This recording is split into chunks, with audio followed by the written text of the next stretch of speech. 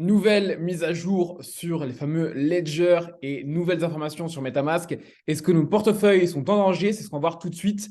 Bienvenue les Future Whales dans la pilule du mardi, ton rendez-vous hebdomadaire pour obtenir les bonnes informations. Alors abonne-toi, active les notifications et mets un petit like sur la vidéo. Ça donne également de la force. Je ne suis pas chez moi, petite maison de campagne, donc je vais la faire assez soft, assez rapide du coup pour cette semaine. Mais on a quand même pas mal d'opportunités qui sont en train de se présenter, mine de rien, sur le marché. Donc petite évolution à la hausse. On est toujours dans la zone, hein, surtout qu'on avait vraiment déjà évalué. On va revenir du coup dessus au niveau du coup des différents éléments de la semaine. Donc, j'avais parlé des quêtes de Venom. J'espère que vous avez fait. C'est assez rapide et assez simple à faire. D'ailleurs, j'ai vu qu'il y avait des nouvelles quêtes également à faire. Donc, allez-y, vous avez l'accès directement dans le Telegram, accès en lien dans la bio si besoin. Donc, les tokens sur DR7, donc sur la blockchain Dogecoin, clairement, ça n'a pas donné grand-chose pour l'instant. J'avais dit effectivement, tant qu'on reste dans cette zone au niveau de Bitcoin RS, bah écoutez, pour l'instant, on reste toujours dans cette zone. Donc, effectivement, on a toujours évolué. On a bien tapé là en termes d'évolution. Effectivement, on a légèrement corrigé pour remonter un petit peu. Donc, est-ce qu'on ne va pas potentiellement marquer un petit W? Pourquoi je dis ça? Parce que justement, on est en train de le réaliser. C'est-à-dire que là, il suffit que notre bougie journalière, parce que je suis bien en daily, donc c'est à la journée. Elle clôture au-dessus de juste ici. Alors, vous m'excuserez, je suis un peu au pad là pour le coup, parce que je suis vraiment pas chez moi du tout. Mais effectivement, il suffit qu'on clôture au-dessus de cette petite bougie-là. Et pour le coup, bah, en fait, on marquerait un signal haussier. Donc, affaire à suivre. Mais effectivement, tant qu'on reste sous cette fameuse trendline en rouge juste ici et au-dessus de cette zone-là, écoutez RS. Pour ce qui est du coup de MetaMask, alors il y a eu vraiment un espèce de quiproquo mal interprété de la part de l'écosystème. Bien évidemment, dès qu'on touche au wallet et au portefeuille, forcément, ça a créé du coup de la peur, de l'incertitude et du doute, le fameux FUD en anglais. Et effectivement, au final, c'est plus une mauvaise interprétation. Je vous mettrai directement, là pour le coup, je vous invite directement à aller voir. Vous tapez wallet FUD MetaMask Cryptost et vous allez facilement tomber sur l'article. Mais pour faire très simple, pour le coup, c'est vraiment plus de la peur qu'autre chose et une mauvaise interprétation pour le coup des dires qui ont été faits. Donc, je laisse directement aller voir l'article. Et pareil, de ce qui est pour Ledger, pour le coup, il y a une mise à jour qui a été proposée qui vous permet également de récupérer effectivement votre site phrase, donc la phrase de sécurité qui est à ne jamais divulguer. Mais là, c'est effectivement sur une nouvelle option à valider qui est disponible d'ailleurs uniquement sur la Ledger Nano X et pas les autres modèles. Mais effectivement, par rapport à celui-ci, ça ne concerne que les Ledger Nano X. Et effectivement, comme toute entreprise, au bout d'un moment, une union centralisée, s'ils possèdent vos clés privées, ils sont effectivement susceptibles de les laisser. Effectivement, c'est ce qui a fait du bruit, que ce soit au niveau de MetaMask ou au niveau de Ledger, comme quoi ils pourraient laisser effectivement vos fonds aux États si les États obligeaient effectivement les entreprises à les divulguer et à les donner aux États. Par rapport aux autres modèles, on n'a pas d'écho par rapport à ça. Déjà, alors, première chose aussi par rapport à la régulation, on n'est clairement pas encore. Donc, potentiellement, que même si ça devait arriver par la suite, on aurait potentiellement également, il y a de fortes chances, un temps également de réaction pour s'adapter. Donc, bien évidemment, que vous pouvez très bien, par précaution, éviter d'utiliser MetaMask et même carrément Ledger si vous voyez, si vous le voulez. Mais à mon sens, à court terme, il n'y a pas de plus de danger que ça. La mise à jour concerne surtout, pour le coup, la mise à jour optionnelle supplémentaire au niveau du coup de la récupération de la seed phrase. Mais tant que vous ne faites pas la mise à jour, rien ne change pour vous et ça ne touche et ça ne concerne que le modèle de la Nano X. Donc pareil, vous avez le trade là pour le coup de AOC qui est très très bien fait. Donc j'invite à aller le voir si toutefois ça vous intéresse au niveau du détail. Mais en gros, c'est plus de peur qu'autre chose. Et donc, affaire à suivre. De toute façon, si vraiment on a un gros cas de régulation par rapport à la finance décentralisée, ce qui pour l'instant n'est pas encore le cas, on aura très forte chance le temps justement de pouvoir réagir avant qu'il n'y ait quoi que ce soit de mal d'exécuter. Je le ressouligne et je l'avais déjà dit par contre, on a de plus en plus pour le coup de fonds qui sont détenus hors du coup des plateformes d'échange, donc dans moins en moins de liquidités et de plus en plus de capacité justement à manipuler le prix. Et donc, à mon sens, le scénario idéal, et ce qu'on fait souvent quand c'est comme ça, c'est qu'on fait un coup vers la baisse et derrière, on repart. Comme ça, en fait, on a liquidé, on a fait peur à pas mal de monde, pas mal de personnes sont sorties. Donc, à voir, encore une fois, si on fait vraiment ce genre de mouvement pour repartir à la hausse, mais c'est vraiment le mouvement idéal pour continuer de remonter. Et d'ailleurs, on la voit en termes d'accumulation et effectivement de holding sur des BTC, des Ethers, c'est encore extrêmement positif et ça l'est de plus en plus. On a quand même pas mal d'opportunités également au niveau des altcoins, donc on va faire un petit point aussi dessus. Mais effectivement, globalement, on a vraiment cette phase d'accumulation que je ressouligne encore qui est particulièrement présente. Donc RS pour l'instant du côté du fameux BTC. On a également Tether qui va louer une grosse partie de ses bénéfices du coup sur les bons de trésor américains pour racheter régulièrement directement du Bitcoin. Donc encore une fois, signe de plus d'accumulation. Petit point effectivement avec l'intérêt pour les jeux vidéo qui permet là pour le coup littéralement à mon sens de vraiment monétiser justement les différents entre guillemets pays et l'attention des pays plus pauvres. Donc à mon sens c'est aussi pertinent en termes de redistribution également du pouvoir, même si ça reste dérisoire, ça reste toujours intéressant. Des dates intéressantes et importantes pour le coup à voir au niveau des discours. Ça peut ne pas avoir beaucoup d'impact, mais en fonction des discours, on peut aussi avoir des surprises, surtout celui au niveau de Powell, donc qui va impacter pour le coup les US. Donc, affaire à suivre par rapport à celui-ci. Les chiffres du chômage, il faudra voir comment ça évolue, mais on en a déjà parlé. Je vous tiens au courant s'il y a vraiment quelque chose de gravissime ou de vraiment impactant, mais pour l'instant, ce n'est toujours pas le cas. Et après, effectivement, des chiffres également sur l'inflation. Affaire à suivre sur tout ça, ce n'est pas forcément les plus importants là pour le coup, mais affaire à suivre également en détail. Petit graphique sur l'évolution depuis le point plus bas à chaque fois des différents cycles de Bitcoin. Donc, si on reprend à chaque fois le point plus bas, vous le voyez en termes d'historique, derrière, c'est plutôt sympathique comme remontée et ça monte vraiment pendant, mine de rien, longtemps. Et donc, effectivement, si c'est bien le point plus bas, ce qui est fortement possible, pour le coup, il nous attend alors potentiellement effectivement des petites corrections. Vous voyez, si on compare avec l'événement en bleu, par exemple, ou même l'événement en vert, si on vient chercher le top ici, par exemple, en termes de comparaison, derrière, effectivement, on corrige un petit peu. Mais derrière, on le voit sur du moyen long terme, c'est particulièrement intéressant en termes de hausse. Donc, c'est toujours important, à mon sens, de prendre aussi un minimum de recul comme ça. Si même, oui, potentiellement, vous n'êtes pas forcément positionné autant que vous le voudriez, eh bien, on est toujours sur des bonnes périodes pour le faire sans, bien sûr, faire de conseils en investissement. Mais à mon sens, la question, pour le coup, sur est-ce que c'est le bon moment pour acheter du Bitcoin et l'Ethereum, bien évidemment, est vite répondue. Donc, oui, à mon sens, c'est particulièrement intéressant. On a l'USDT également qui arrive du coup sur Lightning, donc c'est le layer 2, donc c'est la deuxième couche qui vient se positionner sur Bitcoin au niveau des paiements, donc particulièrement également intéressant en termes également de news au niveau de l'évolution. Je reviens du coup sur les différents points. Donc, vous êtes toujours l'événement, lien dans la bio, effectivement, pour vous inscrire pour le 17 juin. Ne tardez pas. Et alors, au niveau de l'accumulation, on a pareil de moins en moins de volume. On a des volumes, vous le voyez historiquement, qui sont plus que faibles. Et ce qui est surtout intéressant, c'est qu'en fait, au niveau des différentes métriques des volumes, l'idée, c'est de regarder aussi de manière assez macro. On revient vraiment sur les métriques avant le bull run et donc avant toute cette phase haussière, vraiment pour le coup de tout 2020 et 2021. Donc là, ça devient particulièrement intéressant parce qu'on vient vraiment sur des volumes faibles. Et ça, ce que les gens ont du mal avec ça et disent oui, mais attends, moi j'attends du volume, etc.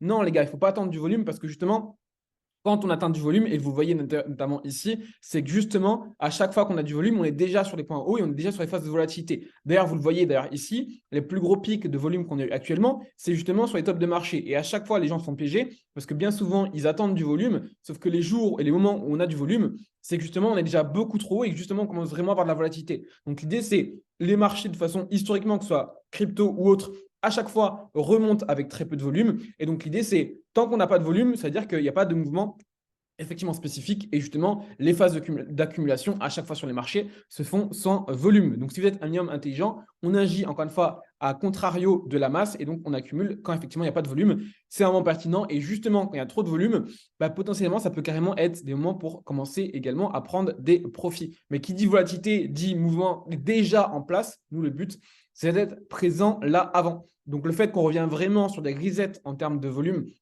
et de proportion sur les différentes métriques par rapport au volume, c'est pour le coup particulièrement intéressant et pertinent. Vous le voyez par rapport aussi à l'avant, pour le coup, bull run de 2020-2021. Okay. Petite donnée également sur les profits réalisés, que ce soit en perte ou en gain. Donc les pertes réalisées ou les gains réalisés. Là, on est quasiment au 50-50 et vous le voyez encore une fois, on est revenu sur des niveaux extrêmement bas comparé encore une fois à l'avant bull run. Vous voyez, tout le bull run, on était beaucoup plus haut, c'est-à-dire qu'il y avait beaucoup plus de gains et de pertes réalisées, l'un ou l'autre. Là, on avait beaucoup plus de pertes réalisées parce que vous le voyez en rouge et les gains réalisés sont en vert. Mais là, on retourne sur des niveaux, du coup, effectivement extrêmement bas en termes de comparaison pour le coup. Et on revient encore une fois, sur ces mêmes métriques comparables à l'avant bull run. Donc, ça peut durer encore pas mal de temps. On a vraiment une phase de dépression et un petit peu longue où il n'y a pas énormément d'éléments pour vraiment venir stimuler un peu notre dopamine et nous rendre, entre guillemets, toujours accrochés et accros au marché, entre guillemets. C'est pour ça qu'il y a beaucoup de personnes qui vont lâcher le marché naturellement parce que justement, il y a moins de dopamine. Donc, c'est pour le coup le neurotransmetteur du plaisir, hein, clairement, qui nous permet de nous stimuler comme ça régulièrement. Et donc, forcément, c'est la période où les gens commencent à tendance à justement désespérer, ce qui fait qu'ils ont tendance à lâcher un peu le marché. Alors que pour autant, on est vraiment sur les meilleures périodes pour s'y intéresser. Il y a peut-être moins d'opportunités effectivement qu'en bull run, mais justement, il y en a. Et c'est justement les plus pertinentes parce que l'argent, et ça, comprenez bien ça, l'argent que vous faites aujourd'hui, elle vaut 3 fois, 5 fois plus qu'en bull run parce que d'ici là, elle aura continué de monter et vous aurez fait un meilleur multiple qui sera justement exploitable avec ce multiple sur le bull run. Donc, extrêmement pertinent, justement, les bénéfices et les opportunités que vous arrivez à choper maintenant. Donc, vraiment, ne le négligez pas. Parce que là, pour le coup, en termes de résultats financiers, une très grosse partie de votre résultat commence déjà à se jouer maintenant, tout de suite, quand les gens, justement, commencent à désespérer. Et d'ailleurs, on le voit, l'accumulation long terme. Donc là, accumulation détenue au-delà de 1 an, au-delà de 2 ans, au-delà de 3 ans, au-delà de 5 ans. Et on voit que sur les 4 métriques, on a toujours été en hausse, en fait.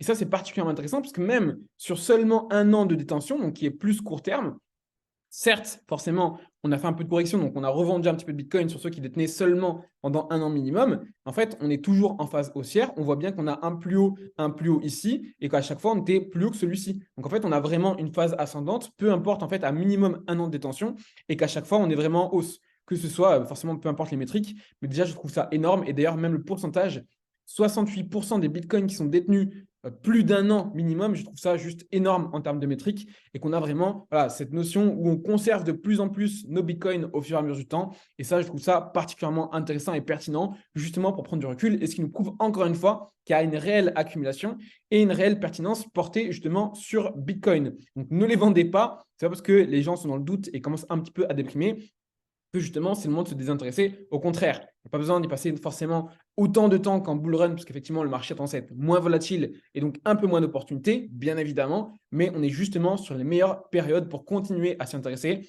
et avoir un minimum de régularité sur le marché. Alors, je vais revenir sur les altcoins avant effectivement de parler. Alors, petit Bitcoin Pizza Day qui était hier pour le coup. Encore une fois, on décrit souvent la personne qui a dépensé 10 000 Bitcoins pour acheter de pizza. Oh là là, quelle erreur, etc. Au contraire, non, c'est une personne qui minait du Bitcoin. Et justement, le fait qu'il légifère, entre guillemets, cette transaction avec un objet réel, donc comme des pizzas, mais ça donnait une crédibilité monstrueuse à Bitcoin qui lui a permis justement de faire encore plus de bénéfices que bien évidemment, ce n'était pas ses seuls Bitcoins. Donc, contrairement à ce qu'on tendance à penser, c'est justement un coup de génie. Avant de parler effectivement de la narrative sur la VR et sur les RWA, on revient un petit peu sur les altcoins. Alors, vous pouvez le voir, là, je suis en hebdomadaire, donc il y a eu pas mal de performances. On le voit par exemple par rapport à Ethereum. Il y a pas mal d'altcoins qui ont quand même bien monté. Okay, donc là, c'est quand même particulièrement intéressant. Je trouve qu'il y avait aussi, si je reprends, il y a pas mal d'altcoins. Hein, si vous voyez, si vous checkez, si vous parcourez comme ça, je vous invite également à parcourir un petit peu comme ça régulièrement. Ça vous permet également de découvrir pas mal de crypto-monnaies. Et quand les market caps sont encore assez faibles, des fois, vous pouvez vraiment avoir des belles surprises quand vous faites un minimum de recherche. Donc là-dessus, il y a quand même eu des belles explosions, mine de rien. Alors attention, parce que je vous le dis, là, on a expliqué un peu le process, effectivement, au niveau du cycle de marché et au niveau de la création de dopamine. Là, le but du marché, c'est justement de vous donner des opportunités et derrière, vous faire désespérer. Donc, je vous le dis, il y aura beaucoup de rotation, je pense, de liquidité au niveau des altcoins qui vont ne être que temporaires, comme on a eu justement sur la hype des IA, on a eu sur la hype des meme coins, on a eu la hype aussi sur la BRC20, etc. Là, c'est en train de retomber un peu partout, que ce soit également sur SUI, que ce soit sur la BRC20, que ce soit tous ces tokens-là. En fait, on a des micro-hypes qui sont en train de se créer à court terme. Par exemple, si je reprends sur SUI, vous avez dit effectivement, si on revient effectivement rechercher cette zone juste ici au niveau de la résistance au orange des 1.25, on pourrait effectivement aller pousser plus haut. Donc, j'en avais parlé, on était par ici. Et donc là, pour le coup, on n'est pas venu le marquer et malheureusement, du coup, on a corrigé. Attention également par rapport à SUI, moi je vous le dis parce que j'ai mes tokens qui arrivent tous les 5 du mois à chaque fois. Donc, je ne suis pas le seul. Donc, ça va créer effectivement une vente au marché. Donc, attention pour ceux qui s'intéressent potentiellement à SUI, affaire à suivre parce que mine de rien, ça peut quand même remonter et avoir beaucoup de manipulations à la hausse. Mais attention parce qu'il va y avoir également une pression vendeuse qui va arriver régulièrement. Belle hausse également au niveau de Tao, donc de BitTensor.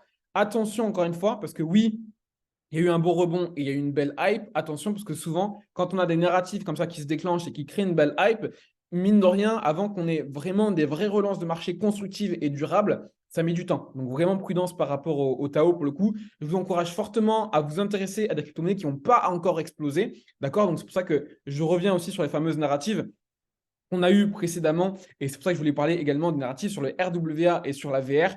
Alors, il y a une rumeur, je ne sais pas si c'est vraiment officiel ou pas, mais il y a une rumeur sur les fameux Apple Glass qui devait sortir déjà il y a longtemps, mais ils avaient déjà repoussé il y a, je crois, plusieurs années, au moins quelques mois, c'est sûr. C'était déjà un projet qui était prévu depuis pas mal de temps, il y avait pas mal de rumeurs et ce n'était pas encore officiel. Apparemment, il y a des rumeurs comme quoi ça sortirait le 5 juin, donc à vérifier, mais attention, parce que là, on est déjà pour le coup le 23 mai et à mon sens, c'est déjà trop tard, ou en tout cas beaucoup trop court pour espérer justement entre guillemets, acheter, comme on dit au niveau des concepts psychologiques du marché, acheter la rumeur et revendre la nouvelle. Là, on est seulement à aller une dizaine de jours, une vingtaine de jours maximum.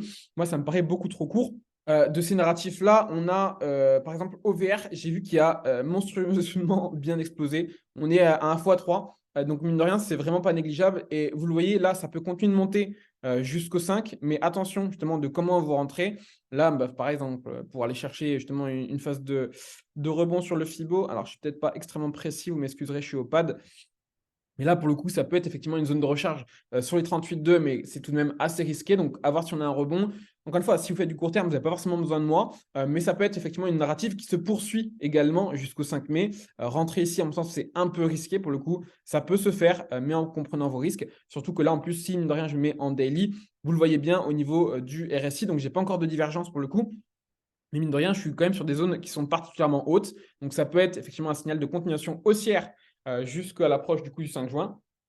Mais attention, effectivement, parce que là, on a quand même déjà fait 1 x 3, ce qui peut continuer. Pour le coup, le market cap de OVR, un projet d'ailleurs assez pertinent que j'ai suivi pas mal de temps en 2021 et qui, pour le coup, déjà, on avait fait des beaux gains, notamment à cause de la narrative du métaverse. Et vous voyez, il y a vraiment ce premier concept où j'ai une première phase de hype comme on a eu en 2021 et derrière, potentiellement, ça peut revenir si justement la niche est pertinente. Donc, prenez ce même concept. Prenez-le en compte aussi par rapport aux IA, par exemple, par rapport à BitTensor, dans le sens où il se peut que la vraie création de richesse et de pricing sur le marché se fait à contre-temps et quelques mois plus tard, parce que justement, encore une fois, au niveau du cycle de Bitcoin, potentiellement, on peut avoir un laps de temps qui peut être encore assez calme au niveau des altcoins où on a vraiment plus une explosion sectorielle de temps en temps et de temps à autre, parce qu'en plus de ça, le marché est beaucoup plus évolué que sur les cycles précédents, donc beaucoup plus à même de créer un petit peu des hypes à droite, à gauche. Autre narratif qu'effectivement, la réalité virtuelle, et on en parle beaucoup en ce moment, c'est les fameux RWA. Ce sont les actifs du monde réel. Donc, comme par exemple, on en parle beaucoup, par exemple, tout ce qui est actifs de tokenisation, ça peut être de l'immobilier, ça peut être des revenus tirés de la bourse ou autre. Bref, peu importe, ce sont des actifs du monde réel qu'on vient effectivement mettre en place au sein de la crypto à travers des tokens. Donc là, pour le coup, on a une réelle progression, par exemple. Donc attention aux tokens qui sont déjà beaucoup trop hauts. On est déjà plus d'un fois 7. Donc vraiment, prenez conscience sur quoi vous rentrez. Et l'idéal, c'est vraiment de rentrer, oui, dans l'idéal, sur des narratifs qui sont actuels, comme par exemple la VR ou les RWA, mais surtout sur des crypto-monnaies qui n'ont pas encore explosé. Et là, clairement, même si effectivement on peut avoir de la continuation à la hausse, on le voit bien en termes de mouvement aussi, on est déjà particulièrement avancé sur NDR. Donc l'idéal, c'est vraiment de se focus sur des crypto-monnaies qui n'ont pas encore eu de grosses explosions haussières. Respectez également votre profil. Si ce n'est pas votre profil, effectivement, de faire du court terme sur la partie analyse technique et de trader pour des mouvements à moyen court terme, ne le faites pas. Profitez du marché, suivez du marché. Et quand vraiment il y a des opportunités sur des levées de fonds ou autres, vous pouvez très bien aller chercher des très, très belles opportunités. Et vous n'êtes pas obligé d'être là H24 à vouloir choper tous les mouvements court terme. Il faut apprendre aussi à accepter et respecter votre profil. Est-ce qu'on va potentiellement avoir un début d'alt saison pour potentiellement avoir un retour de la macroéconomie un peu plus, entre guillemets, gravissime ou dans le rouge? C'est une bonne question, mais en tout cas, on a bien des crypto-monnaies qui n'ont pas encore explosé, qui pourraient effectivement prendre le relais. Et c'est pour ça notamment que je vous parle également du CAPS. Le CAPS, il y a eu un énorme rebond. On est cherché jusqu'à un x13, donc pour le coup, ce qui est assez énorme. Alors, l'inconvénient de CAPS, c'est que c'est un projet qui est francophone, la liquidité est très faible. Là, vous le voyez, d'ailleurs, j'ai un petit rebond de tentative de redémarrage au niveau, pour le coup, du RSI. Alors, est-ce qu'on a quelque chose de concret? Pas spécialement, mais pour le coup, ce que j'aime beaucoup avec le CAPS, c'est que le market cap est vraiment extrêmement faible, que le projet est pertinent. On parle d'une blockchain sur la NFT, ils ont leur propre blockchain, ils ont leur propre launchpad, ils ont fait leur propre wallet.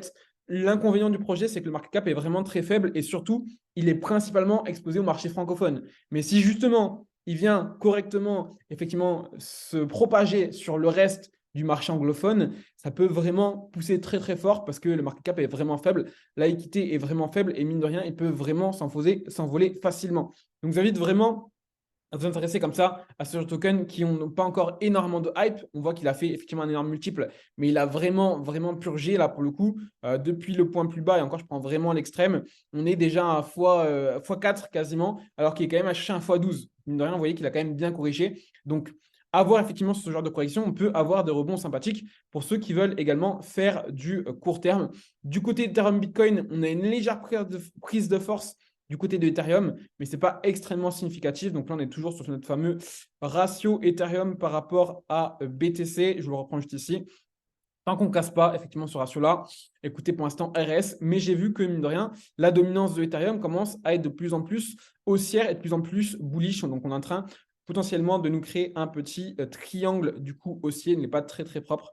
Mais bref, là, c'est quand même assez haussier au niveau de Ethereum. Donc, affaire à suivre. Vous m'excuserez un peu le coup du pad, mais effectivement, c'est assez intéressant et assez sympathique au niveau de Ethereum. On le voit bien ici, si je le trace, vous voyez, si vraiment je le trace au propre comme ceci, ne serait-ce que même à court terme, on a une espèce de petit triangle qui est en train de se former juste ici, donc assez intéressant à suivre par rapport à tout ça. Et c'est pour ça que je vous dis, notamment, ça peut être également l'occasion de faire également péter d'autres altcoins qui sont en train effectivement de pousser, surtout que le SP500 a fait quelques signaux, on n'a toujours pas validé la fameuse trendline, mais justement, on pourrait continuer de pousser un petit peu vers le haut, comme attendu d'ici que la macro nous pose vraiment du coup des problèmes sur le marché et qu'on fasse vraiment une correction. Donc, point intéressant sur les altcoins, n'hésitez pas du coup à faire vos petites recherches si vous voulez faire du court terme. En tout cas, d'un point de vue global et accumulation, c'est particulièrement intéressant et on pourrait très bien avoir des belles surprises. Donc, on se donne du coup rendez-vous la semaine prochaine. N'hésitez pas à vous abonner, activer les notifications. Petite inscription également pour ceux qui sont intéressés également par l'événement. Et sinon, on se retrouve également dans le Telegram à la semaine prochaine, les Future Whales.